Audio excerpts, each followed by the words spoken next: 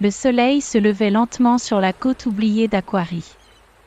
Le vent salé fouettait les dunes, et les vagues déchaînées s'écrasaient contre les rochers, comme si la mer elle-même refusait la paix. Sur la plage, un homme aux écailles noires et à la gueule de requin avançait lentement. Un criminel notoire, traqué dans tout le royaume pour ses actes de piraterie et de trahison. On l'appelait Razorfin. Mais Razorfin n'était pas seul. Sur une colline surplombant la baie, une silhouette silencieuse observait la scène. Enveloppée dans une cape sombre, les yeux seuls visibles sous sa capuche, elle tenait un fusil à longue portée, parfaitement ajusté. Elle murmura, concentrée. Cible verrouillée. Vent nord-ouest. Pas de marge d'erreur. Mais alors qu'elle appuyait doucement sur la détente. Un éclair. Un choc. Une traînée de lumière déchira le ciel. Et un enfant tomba du ciel. Directement sur la tête de Razorfin. Le criminel s'effondra sur le sable, assommé net. La tireuse écarquilla les yeux. Qu'est-ce que ça? L'enfant se releva lentement, le sable collé à ses vêtements. Il portait un simple t-shirt, un pantalon poussiéreux, et autour de son cou une étrange écharpe faite de plumes blanches. Ses cheveux noirs étaient en bataille, ses yeux brillants d'innocence. Et d'un étrange éclat doré. Aïe! Ça, ce n'était pas prévu, dit-il en se frottant la tête. je suis arrivé? Il regarda autour de lui, confus, puis leva les yeux vers la silhouette armée sur la colline et sourit. Oh! Salut! Le garçon secouait encore le sable de ses cheveux quand un bruit de pas dans les dunes attira son attention. Il se retourna, et vit la silhouette qui s'approchait. Cape flottante, arme toujours en main, démarche assurée malgré la tension visible. Elle s'arrêta à quelques pas de lui, leva lentement la main. Et elle retira sa capuche. Des cheveux aux reflets bleu-vert tombèrent en cascade, rappelant les vagues d'un lagon clair. Ses yeux brillaient comme des perles d'eau salée avec un éclat violet. Elle avait des écailles sous ses yeux et de petits nageoires sur les oreilles, mais elle ressemble presque à une humaine, et à ses jambes, bien qu'enveloppée dans un pantalon spécial pour marcher sur terre, trahissait son origine marine, elle était une sirène. T'es quoi, toi? Demanda-t-elle d'un ton sec. Moi, Répondit le jeune garçon, un peu perdu. je suis Kiba, j'ai 6 ans. Et je crois que je suis tombé? Tu viens de m'écraser ma cible. Ce n'était pas exprès. Mais au moins, il n'est plus dangereux, non? Elle le dévisagea, méfiante. T'es quoi, toi? Je t'ai dit? Je suis Kiba, Répondit le garçon, encore un peu sonné. Pas ton prénom. Ton espèce Ba. Humain, humain? Ça n'existe pas. Je n'ai jamais entendu parler d'une espèce appelée humaine. ah bon? Moi, j'existe pourtant, Répondit Kiba en haussant les épaules. Elle fronça les sourcils. Tu n'as pas d'écailles. Pas de griffes. Pas de nageoires. Rien. Comment t'es encore vivant? mon père m'a dit que j'ai la tête dure et solide. Et j'ai ça avec moi. Il leva son écharpe de plumes blanches. Elle la regarda un instant, intriguée. C'est quoi?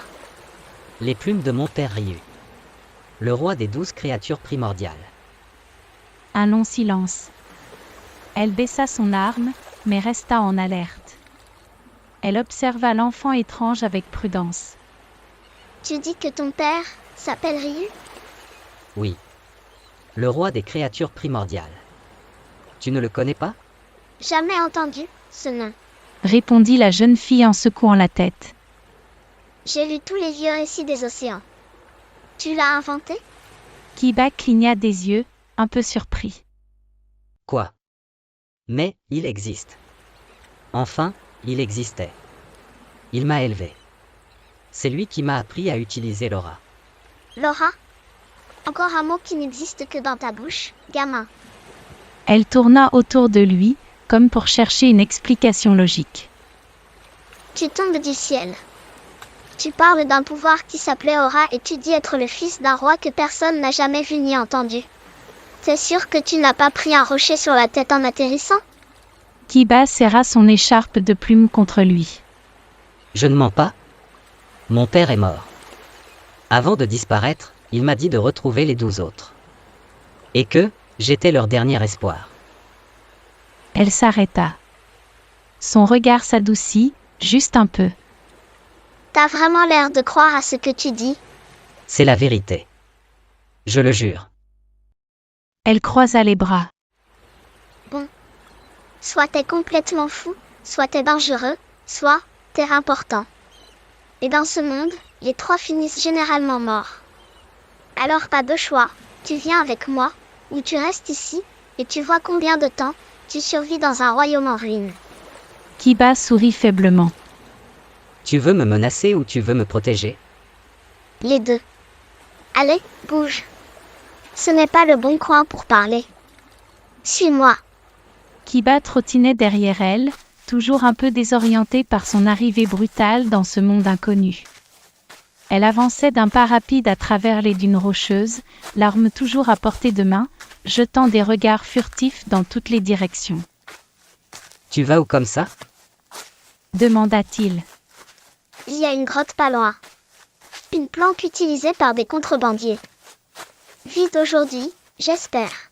Après quelques minutes de marche, ils atteignirent une paroi de pierre dissimulée derrière un rideau d'algues desséchées. Elle poussa une pierre, et une ouverture étroite s'ouvrit. Elle entra la première, Kiba à sa suite. L'intérieur était sombre, mais sec. Elle alluma une lanterne magique qui diffusait une lumière bleutée. C'est chez toi? Demanda Kiba. Non. Mais j'ai dormi dans bien pire. Bon, écoute-moi bien. Elle s'accroupit devant lui. Je m'appelle Erika, j'ai 9 ans. Je bosse pour la guilde des aventuriers d'Aquarie. Ce n'est pas une armée, ce n'est pas une bande de héros. On fait des missions qui paient bien. Tu veux un trésor retrouvé? Un criminel capturé? Une créature abattue? Tu paies, on s'en occupe. Kiba cligna des yeux un peu surpris. Et tu fais tout ça? Pour aider les gens? Non. Je fais ça pour l'argent. Les perles rares, les cristaux d'âme, les pièces marines. Tout ce qui brille et peut s'échanger. Elle se laissa tomber sur un vieux coussin poussiéreux.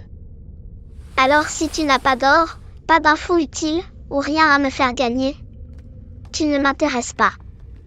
Erika posa son fusil contre un rocher, s'assit et croisa les bras. Bon. Tu sais déjà que je travaille pour la guilde des aventuriers d'Aquarie. On fait des boulots sales, risqués, et parfois franchement absurdes. Et tout ça pour une seule chose, l'argent. Tu n'aimes pas aider les gens? Demanda Kiba en s'asseyant à son tour. Elle le fixa. Et sourit amusée.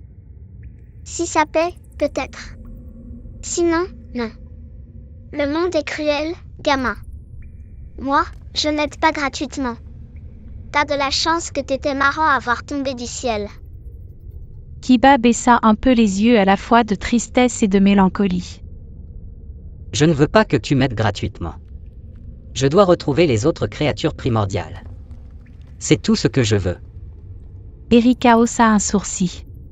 Les créatures primordiales? Tu vas me dire que t'es en mission pour des dieux maintenant? Pas des dieux, mais des gardiens. Elles étaient là avant tout. Mon père était leur roi. Enfin, je crois. Il m'a élevé. Il m'a tout appris. Même Laura. Erika eut un petit rire. Laura. Encore un mot qui ne veut rien dire chez moi. C'est quoi? C'est une force qui vient du monde lui-même. Du souffle des montagnes, du chant des mers, du feu dans les entrailles. Dit Kiba, comme s'il récitait une phrase gravée dans son cœur. Elle vit en chaque être vivant et partout où on va. Et quand on la comprend, elle nous répond. Erika resta silencieuse un moment. Le feu de camp improvisé crépitait doucement. Tu sais que tu parles comme un vieux sage complètement perché? C'est ce que Ryu disait, même moi, je ne comprenais pas toujours tout. Elle le fixa, plus longtemps cette fois. Il n'avait pas l'air fou. Il avait juste grandi ailleurs. Ok. T'as rien. Pas d'or. Pas d'armes. Pas de plan. Mais t'as l'air décidé. Elle soupira. Bon, écoute. Moi, je n'aime pas les histoires mystiques, et encore moins les gosses tombés du ciel. Mais si tu veux aller quelque part dans ce monde, t'as besoin d'une guide. Et moi, j'ai besoin de quelque chose à faire jusqu'à la prochaine prime. Elle tendit la main. On a un accord. Je t'aide à ne pas mourir. Tu me rends riche un jour. Ou au moins, tu me divertis. Kiba lui serra la main avec un sourire. Marché conclu, Erika. Juste à ce moment, le sol vibra soudainement sous leurs pieds. Un grondement surmonta du fond de la terre. Les parois de la grotte tremblèrent, des cailloux tombèrent du plafond. C'était quoi ça? Souffla Kiba, en se redressant. Erika bondit sur ses pieds et attrapa son fusil. Un tremblement de terre? Non. Ce n'est pas naturel. Un rugissement étouffé résonna sous leurs pieds. Puis le sol explosa. Une créature gigantesque jaillit dans un tourbillon de sable, un ver de sable, ou comme une tour, au corps recouvert d'écailles couleur pierre, hérissées de crocs noirs. Ses yeux étaient d'un rouge trouble, infecté d'énergie sombre. Kiba recula, les yeux écarquillés. C'est quoi ce truc? Un ver de dune. Mais il est bien plus gros que la normale. Erika épaula son fusil et chargea des balles enchantées. Elle visa l'œil. Le tir magique explosa contre la créature. Mais la balle ricocha sur son cuir épais. Trop solide. Sa peau est comme de la roche vivante. Le monstre hurla, un son si grave qu'il fit vibrer l'air. Puis il fonça vers eux, creusant la terre en ligne droite, rapide malgré sa taille. Erika attrapa Kiba par la main. Cours. Maintenant. Ils s'élancèrent hors de la grotte, poursuivis par la créature qui déchirait le sol derrière eux comme du papier. À chaque mètre, le sable s'effondrait. Erika glissa sur une pierre, manqua de tomber, mais Kiba la rattrapa in extremis. On va jamais le semer. Cria-t-il. Alors il faut le stopper. Tu n'as pas dit que tu savais utiliser ton aura? Kiba s'arrêta un instant, les yeux grands ouverts. Oui. Mais je ne sais pas si je peux le faire tout seul. C'est énorme comme bête. C'est... On finit dans son estomac. Kiba inspira profondément. Il posa une main sur le sol. Mon père me disait, écoute le monde. Il te répondra. Il ferma les yeux. Autour de lui, le vent ralentit. Le sable sembla s'arrêter en l'air. Une lumière douce, invisible, monta du sol et l'enveloppa doucement. Erika recula, bouche bée. C'est quoi ce truc? Kiba rouvrit les yeux. Il brillait faiblement d'une lumière dorée. Je vais essayer quelque chose. Kiba planta ses pieds dans le sable, serra le poing.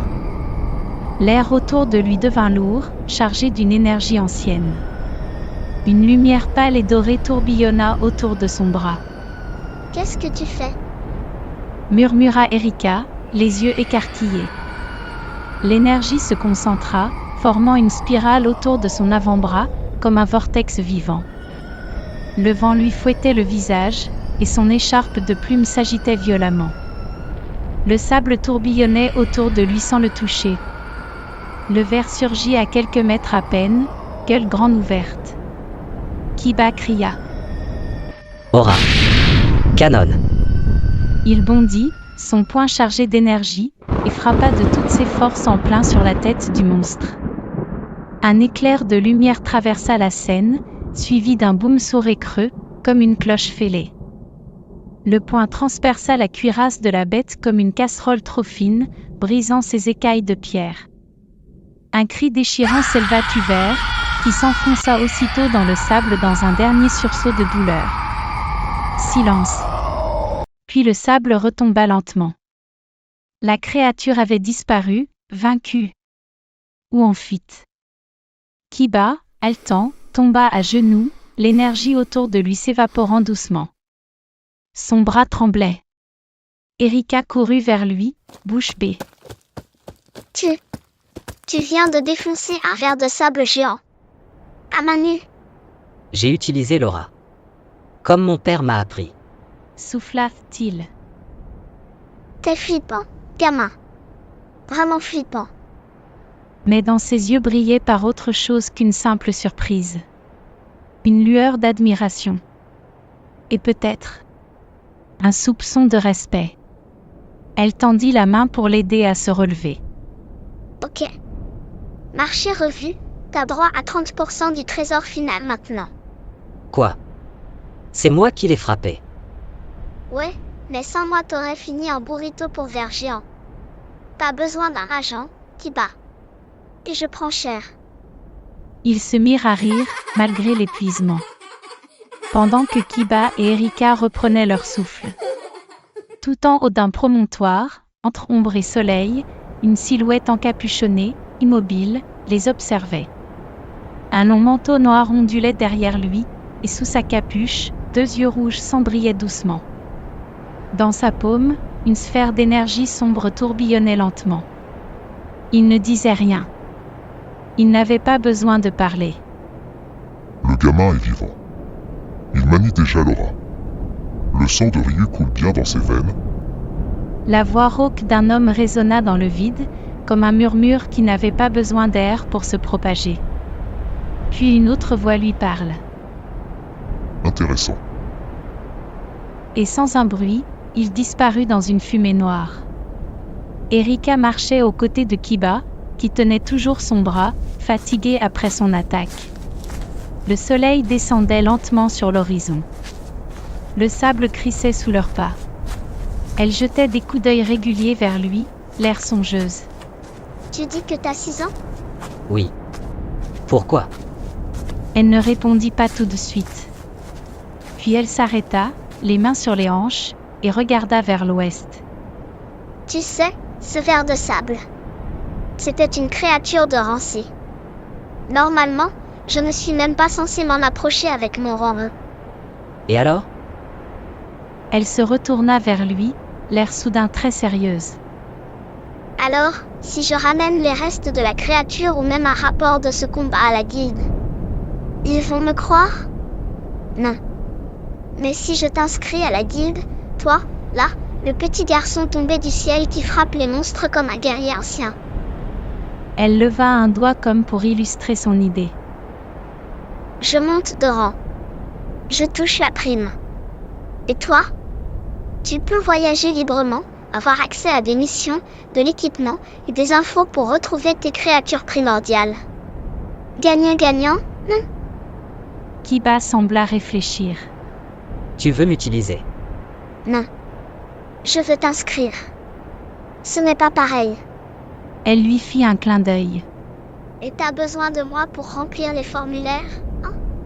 Il fronça les sourcils, mais finit par sourire. D'accord. Mais tu ne me voles pas mes parts. Marché honnête. 70% pour moi, 30% pour toi. Erika? D'accord, d'accord. 50%. Mais si tu tombes dans un piège, je garde le tout. Ils rirent à nouveau. Merci d'avoir vu la vidéo, j'espère que ça vous a plu. Pour plus de contenu abonnez-vous. Le chapitre 2 sortira bientôt dans la semaine.